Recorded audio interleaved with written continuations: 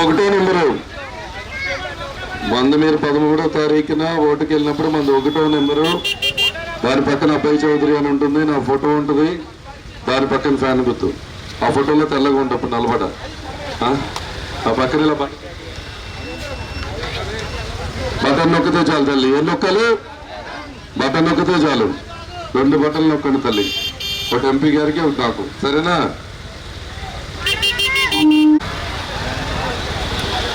తల్లి మన గుర్తు చెయ్యొద్దండి అందరూ. మన ఎన్నికలు గుర్తు, మన ఎన్నికలు గుర్తు. ఫ్యాన్ ఎక్కడ ఉండాలి? ఫ్యాన్ ఎక్కడ ఉండాలి? తుప్పట్టిన సైకిల్ ఎక్కడ ఉండాలి? థ్యాంక్ యూ తల్లి. పోస్టల్ బ్యాలెట్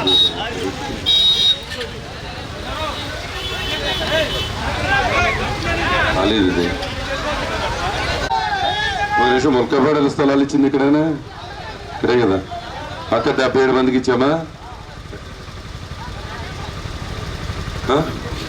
అట్టే వెళ్తాం కదా. అంటే ఇలా వెళ్ళలేదు, రూట్ పెట్టారు, నాకేం తెలుసు కదా.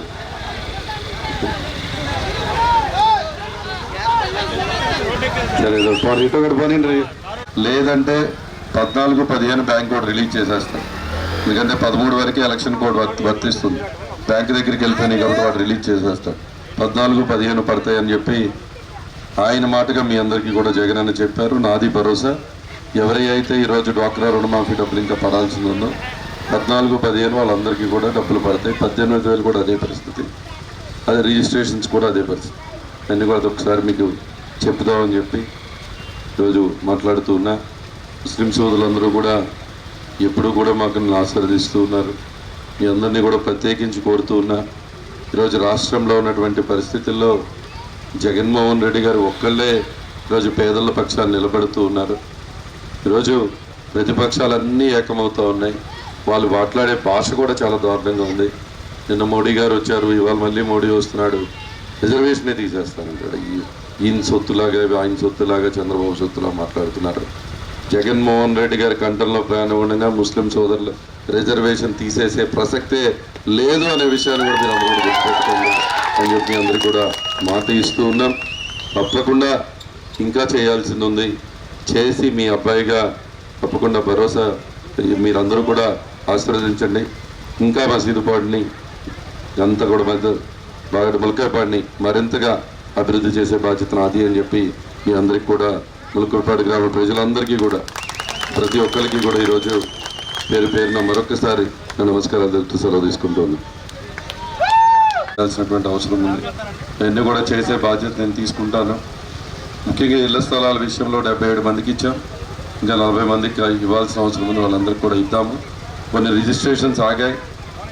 కొంతమందికి ఇచ్చిన వాళ్ళల్లో ఎలక్షన్ కోడ్ వచ్చింది కాబట్టి రిజిస్ట్రేషన్ ఆగినాయి.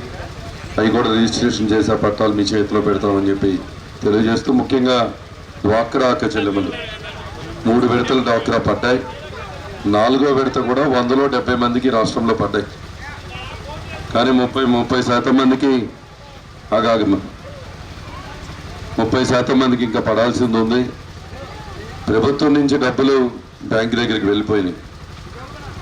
తెలుగుదేశం వాళ్ళు వెళ్ళి ఎలక్షన్ కమిషన్కి జగన్మోహన్ రెడ్డి గారు డ్వాక్రా చెల్లెములకి చేయూతకి డబ్బులు 18,000 వేసి ఓట్లు కొనుక్కుంటున్నాడని కంప్లైంట్ పెట్టడంతో ఆయన ఎలక్షన్ కమిషన్ ఆగమంటం జరిగింది.